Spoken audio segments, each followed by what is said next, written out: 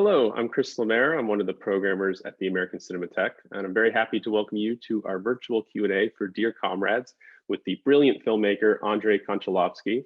I'd like to thank Neon just for making this event possible, and as always, thank you to our American Cinematheque members that are tuning in for your continued support. Our conversation today is moderated by film critic Simon Abrams, so without further ado, I'd like to turn it over to him and also welcome Mr. Andrei Konchalovsky. Hello, it's a pleasure to be with you, Mr. Konchalovsky. It's a tremendous film. Congratulations on its success. I wanted to start by asking you about how you found the right way to approach your characters, specifically their dialogue and their mannerisms, given that the news of the 1962 workers' strike in Novocherkassk and the massacre that followed was suppressed by the government for 30 years. So I wondered, what helped you the most in your writing and directing process? You know, was it research, interviews, talking with your actors? Well, I think in making films, as in writing novels, as in making any kind of art, dramatic art, you can go from any side, from conversation, from documents, from images, many, everything can be used and can be used for or used to destroy your image or your thing. The question is selection of images. Let it be literary image or sound image or cinematography in big terms, cinematography in big terms. I mean, fixed movement on the film, or now it's another platform, a fixed image. So you have some movements, some words memorized, and then can be used to destroy the film or to build it. Did you have, I guess in that sense, did you have a specific image or images in mind when you approached this particular project? You know, I often start from human character itself. You know, nothing is more interesting than human being. Maybe dog or a turtle can be as interesting, but we don't know what they think. About dogs, it's a little easier, but as you know, we were anthropomorphic creatures, and we try to anthropomorphize everything, including animals. In that sense, you know, I come to the idea that selection is only one thing that makes piece of art valuable. This selection can be selection of words, especially in poetry, and very, very cruel segregation of images. And to put it simply, you know, you can have 100 $1 bills, and you can have one bill $100. So that's how the value of image can be. You can find a great value in one image and no value whatsoever in another one. And today, filmmakers, young filmmakers, don't really think about it in that terms. They think about telling the story and they're carried away with their imagination. And as I was young as well, I want to put everything in, you know, and the more you put in, more you have illusion, the more you tell the story. But it turns out opposite.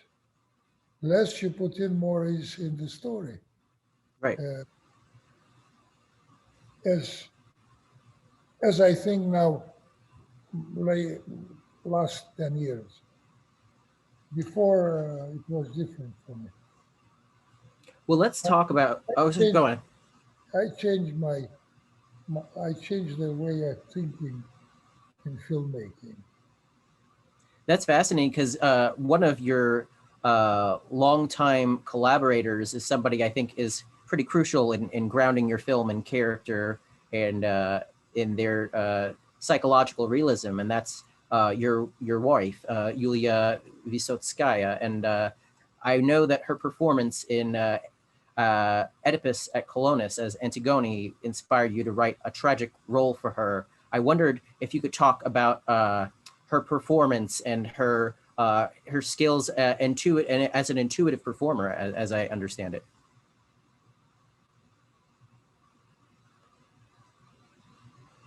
You know, cinema and theater are completely two different arts. Completely, when I say completely, because the language is drastically different. But the instrument that evokes music is an actor. Actor, not necessarily artist. It can be a person from the street. You know, Italian neorealism proved that you can, Fellini proved, and I in myself proved that you can take people from the street and they can be perfect actors. But certain genres require talent and profession. Comedy and tragedy. These two genres are requiring a mastering of your instrument. So Julia is now we made 5 films.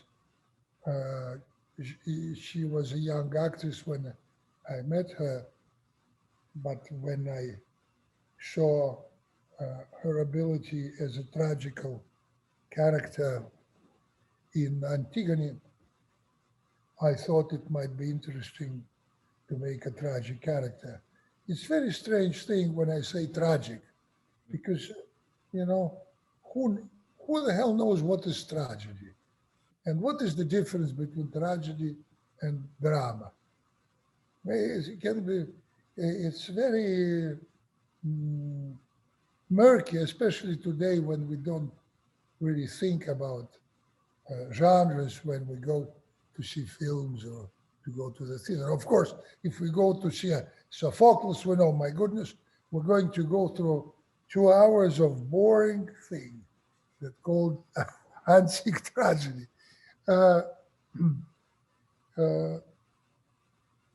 would say that tragedy has, after trying to do it in theater, tragedy has some kind of redemption quality despite horrible things that characters do. This kind of strange thing that you can see Macbeth, or you can see Oedipus, where horrible things happens.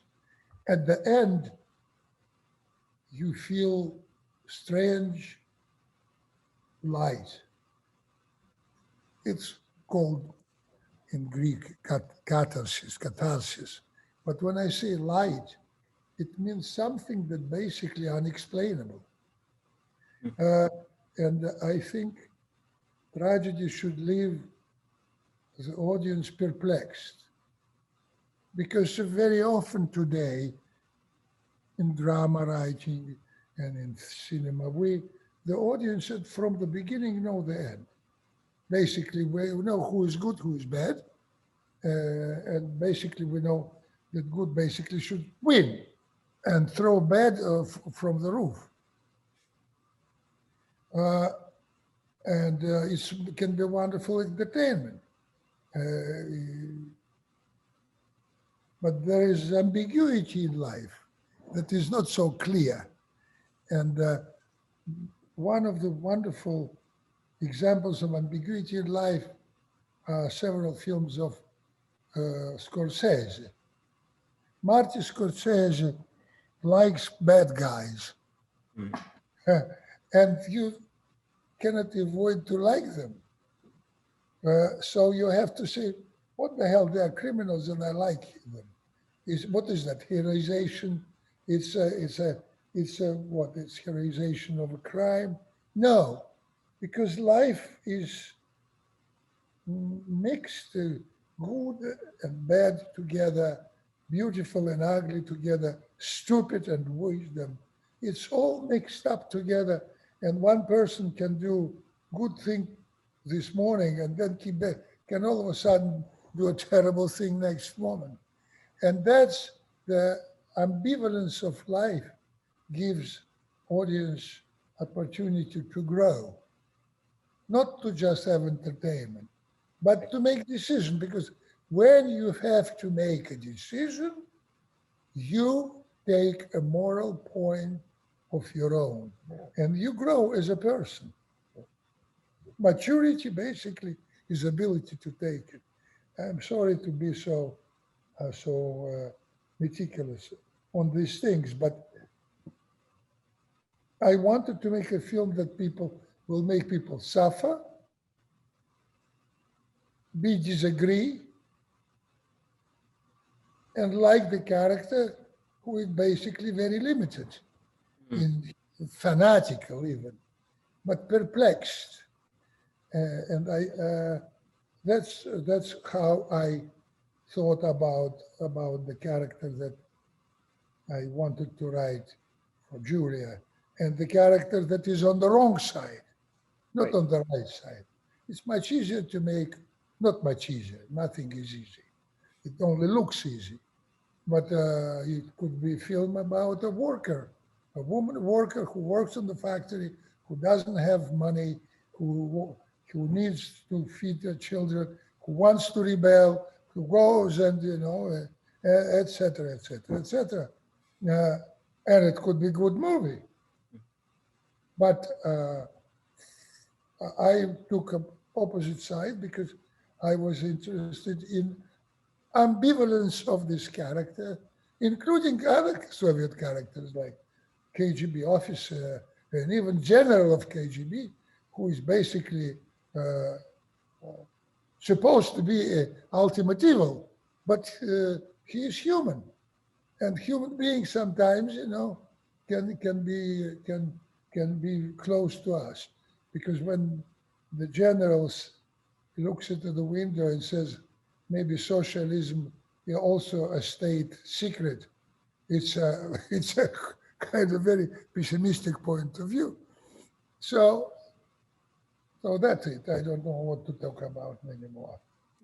Well, you mentioned something that I think is one of the main compelling aspects of your film, which is the idea of that the tragedy comes from it is the way that it's a balance of drama and comedy. And you mentioned yourself the idea that Yulia's character has blinders on, and it doesn't stop her from being sympathetic. She's not an object of pity or somebody whose behavior you pathologize or demonize. I wondered how you and Yulia sort of figured out such a delicate and balanced tone for her character's behavior and how you wanted to portray her.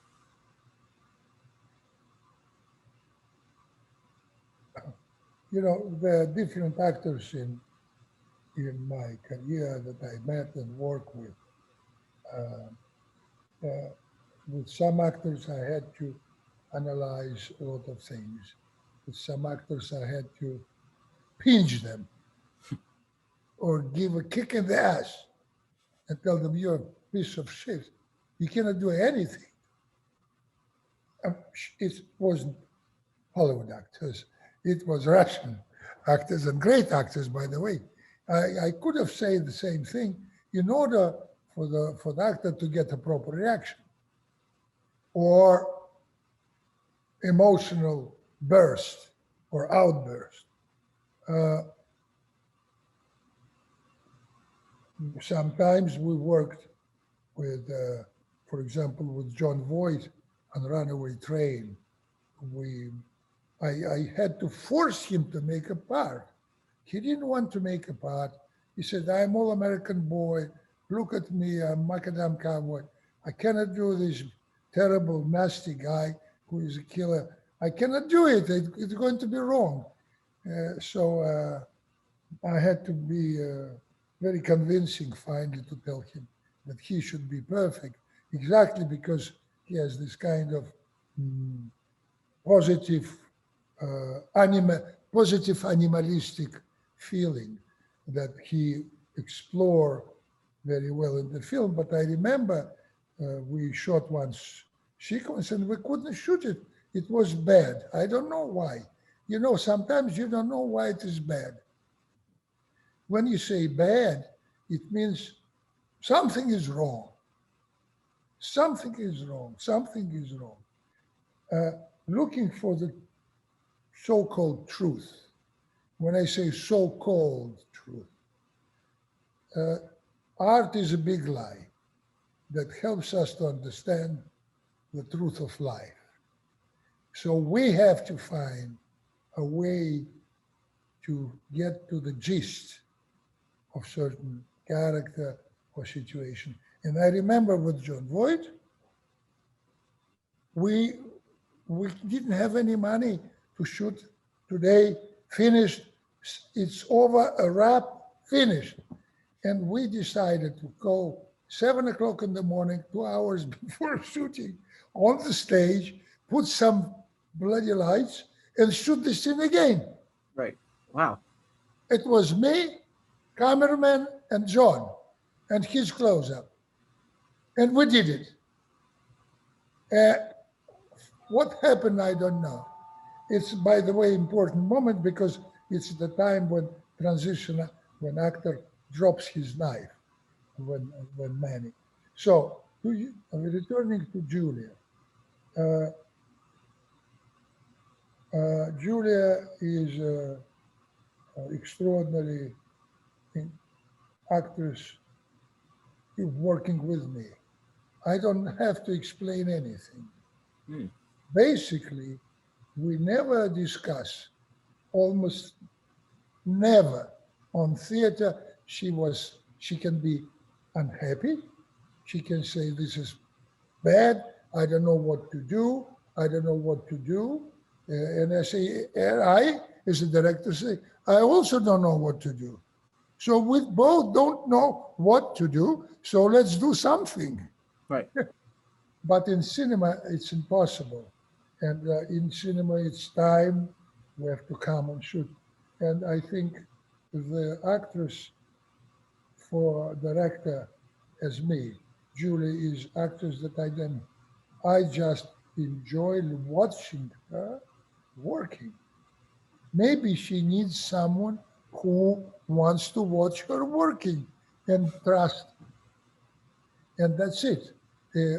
She knows that, it's like an animal. Actor is an animal, stage animal or screen animal. You can see the person, I've seen the person like Robert Mitchum, who can be completely relaxed or Marcello Mastroianni and complaining, kvetching about something, and then action, attention, boom. The actor is becoming extremely a different person. With Julia, she works as with the intuition. There is a scene, if you've seen the film, where when she sings in the car. Right. After discovering that her daughter is dead. So when I get this idea, I think maybe it was a key image. I think the whole film, I saw the whole film when I found that she is drinking vodka and singing a Soviet song. In absolute desperation. And I went to Julia and said, "You're going to sing a song, a Soviet song, in the car where you find that your daughter is dead." And she said, "Don't scare me, please. Go away. I don't want to know anything about it. I don't understand. I don't understand even what you're talking about." Because we didn't have a script even. So when we came to the speech, I didn't have to say anything. We just, "Are you ready?" "Yes." "Go." 5 takes, we go home. Wow.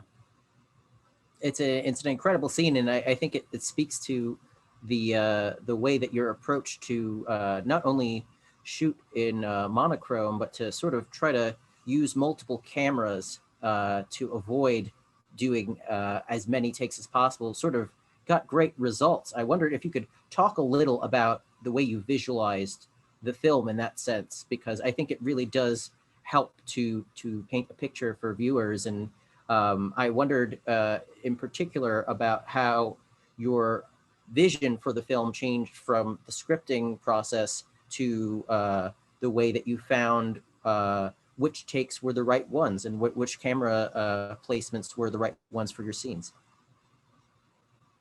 You know, it's a good question because it's profoundly professional. But you know, 10 years ago or so, I all of a sudden said, I don't want to shoot anymore as I shot before. You know, I was studying a composition and how camera goes, and director goes this way and cameraman goes, and we put tracks and then camera goes this way. And there's all this stuff. And, you know, we were studying it 50 years ago, and there was great examples of this kind of cinematography. Michael Todd, you know, they talk about Citizen Kane, one of the greatest example of, and by the way, Mank today is shot in the aesthetics of Citizen Kane, where every composition is very well balanced and thought through. Now,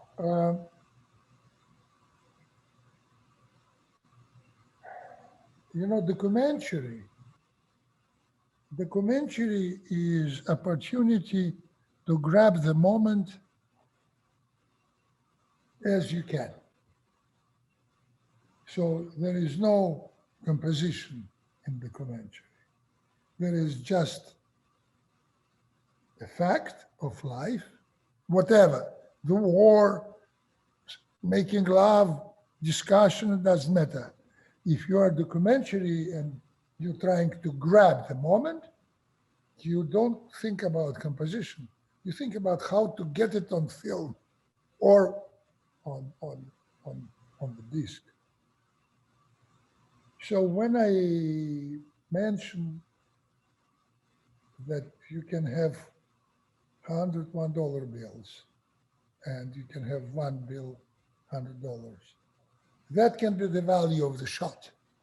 More you have shots, less denomination. So in terms of language, we still not completely understand the relationship between the image, the suggestive value of image, the director's point of view, which is always ethical, and what the director wants to tell. It's a very complicated thing. Everyone can make it very simple if you take camera and shoot the action and make panorama and look for, and that's it. And then you try to put it together Right. in editing. And if it doesn't work, as I say, usually if it won't work, if I fuck it up, I will put some music over. Yeah, so it's kind of old recipe. That's why in editing, some not very great actors, but wonderful people can be absolute star, superstar by editing. But when you take this star in film and put it on the stage, you see that he cannot run long distance. It's a different thing. So editing is another piece of trying to tell the story. But selection of image is very exciting experience for me every day today, because, you know, your imagination is limited. And director's imagination usually is limited by the way he sees the story. And usually, you know, once in my life, I was rehearsing a film on the stage, a film Uncle Vanya, Chekhov film, and the actors rehearsing it. I was tired, and I sat on the sofa, and it was a mirror in front of me on the wall. And I looked to the mirror, and I saw through the mirror the whole thing that's going on behind my back. There, the actors were playing, and my camera is going this and going this and way, and everything. And I was looking through the mirror and said, my God, could I have guts just to put this lens in front of this mirror and to shoot the whole scene through this very uncomfortable position? Because this mirror has frame, actor come and go, enters, goes, and you can imagine everything going on without seeing it. Because in cinema, the actors that goes out of the frame is existing. In theater, actors go out of the stage. He goes to have a coffee. And that's a big difference. And there's the quality of a point of view to see as little as possible, not as little as possible, to see as little as necessary to give you proper idea of what's going on. Sometimes it's more important than to show everything. And of course, the maxim of great French director Robert Bresson, who said, it's very important for the director not to mistake what you are showing, but it's much more important not to be mistaken what you're not showing. That makes sense. No, that makes a lot of sense. Yeah. Yeah. So in that sense, the balance between what you were showing, the sound is very important because we have ears, and the imagination of the spectator gives the combination when spectator has some suggestions on every level, image level, because he can imagine what's going on just behind the shot, behind the camera. Behavior level, the person behaves not it's supposed to behave. Instead of crying or screaming, just sitting and watching your palm of your hand, you know, etc., etc. So every limitation can give you opportunity to talk, to express more, but it's not so simple because you can make so thin that no one will going to see. And just Andy Warhol movie about sleeping Viva 8 hours. It's very little. It's too little. Well, Go ahead. I guess for me, what's interesting is you're talking about how perspective and the truth of the scene and of the character, all of it is grounded in the perspective of your understanding and the realism that comes with the character's understanding of events.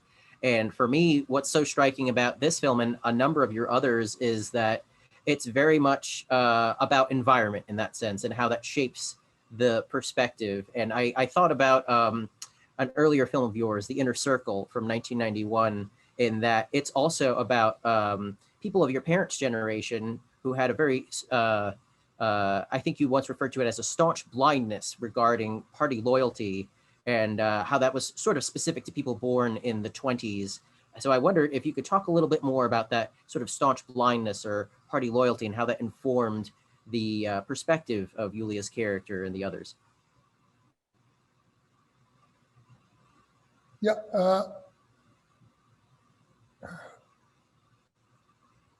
Yeah. It's interesting idea, and I was from my first long feature. As a matter of fact, first time I went to Cinematheque in Los Angeles, in American Film School, American Film Institute with my first film, a first teacher. And it was about revolution.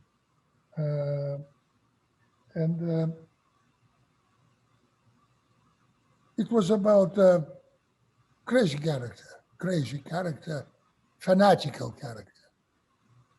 And I think that fanatical character, the character that obsessed with something, is a matter of perfect example is Taxi Driver, Scorsese.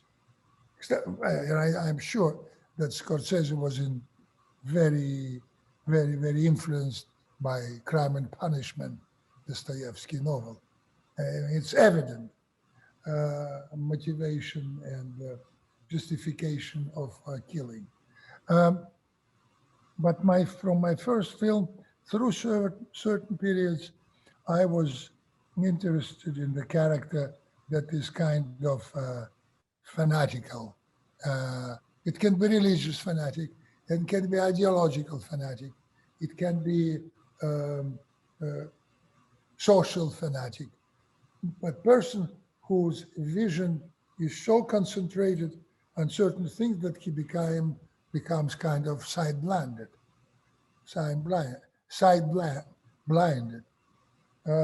Limitation in that sense is gives this character strength and at the same time misunderstanding of the reality. Yeah. Most of us usually understand reality somehow, but certain people, we look at them and we think they're crazy because they think about one thing or whatever and they're obsessed. Like every genius, by the way, I don't know if you've seen my film about Michelangelo that I made just now, and it's now in America, in the States. Yes. So in that sense, the character of Inner Circle or the character of first teacher that that I showed in American Film School in 1967, or the character of Ludmila in that, or the character that I did just several years ago. I made a film called Paradise about Nazi officer, and Nazi officer was a very nice person. He is really handsome, playing Brahms, reading books in Russian, which really Slavish, but at the same time, he is a Nazi. And he is completely devoted Nazi, being, and of course, what is the result? Tragedy. Tragedy, peril, death, spiritual or physical, whatever. And in that sense, I think this film, if we talk about, you know, my colleagues or my compatriots told me that, you made anti-Soviet film. Anti-Soviet film. I said, oh, it's not anti-Soviet film. I'm a Soviet director. I'm a Homo Sovieticus. I just made a film how it was. It's not anti-Soviet, it was how it was. And what was the gist of it? Fear. When I shot the film, and I saw several times, and when I had to explain, but basically the director shouldn't explain anything because it's all baloney. But when I saw the film several times, I realized that this is a film about fear. Well, and I was shooting it, I didn't think about fear.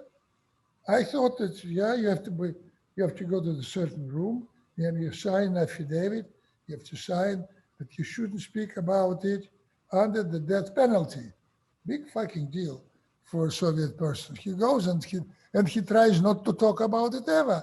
But some human being, as my character, rebel against that kind of spiritual violence. And this is rebellion against spiritual violence. Was very interesting for me, as it turned out when I made the film, that it was the most important thing, rebellion against spiritual violence.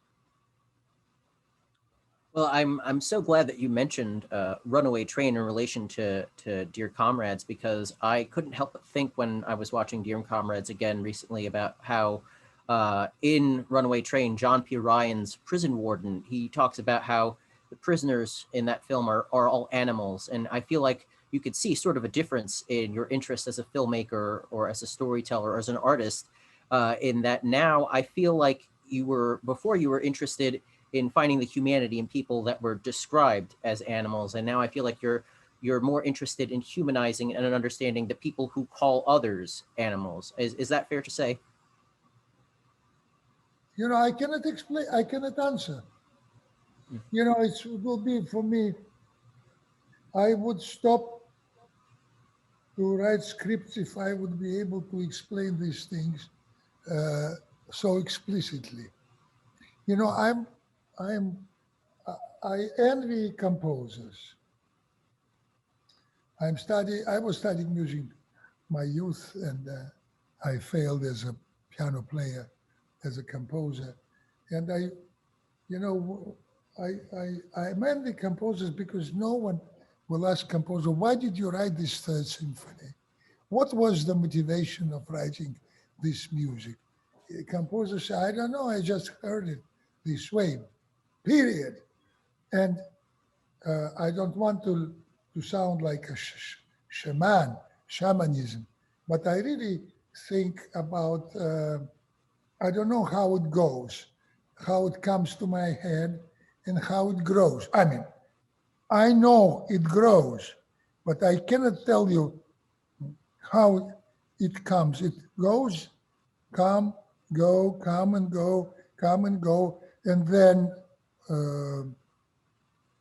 you know, Mozart said once, Wolfgang Amadeus Mozart said once that he said, I hear the symphony, I hear the whole symphony in 5 seconds, the whole symphony.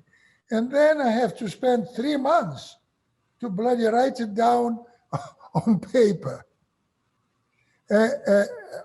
Of course, it's a metaphor, but when you, I all of a sudden have illusion that I've seen the whole film, and I don't know how it starts, how it ends, but maybe there is a lady, a girl, a woman that sings this song, the Soviet song in the car, because she goes from the cemetery and her daughter was dead.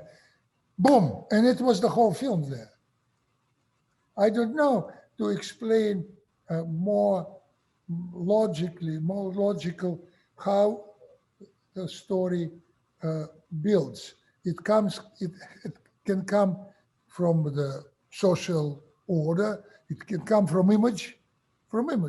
It can come from a scene, and every time.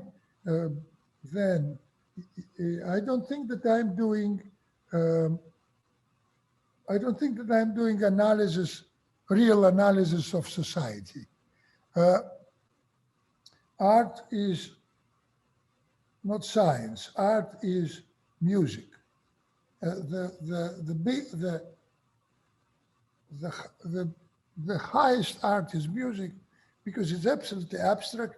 It can be just vibrations, and it makes you cry, or makes you laugh, or makes you see some things. So in that sense, I'm trying to, and I'm teaching my students today the same way. I'm teaching, let's get to the gist. We put 2 people on the stage, we put 2 people on screen, let's get to the sense of what this is about. And sometimes, like in Fellini films or Antonioni films, people don't talk. They just sit. As a matter of fact, sometimes silence is much more powerful than conversations or action. Sometimes lack of action is bigger action than you have action nonstop. Action nonstop sometimes becomes very slow, although they're all running all the time. It's interesting, relativity between how much you can, how you can express your love to the character, and how this love can be transported to the audience. You know, I've heard certain directors cannot do, especially theater directors, cannot do a play unless there are absolute hatred on the stage. And absolute, I mean, if there is no scandal or hatred, he cannot work. I mean, a great director, by the way. But for me, it's very important to have, to tune everyone, concentrating on not how we're going to do it, but what. And I love moments when actors don't know what to do, that I don't turn camera off. Makes sense. Well, Mr. Konchalovsky, I'd just like to thank you again for joining us. It was a real pleasure speaking with you, and your film, Dear Comrades, is tremendous. So thank you so much. Thank you. I hope I wasn't too intellectual. Not at all. That's Thank important. Thank you. Bye-bye.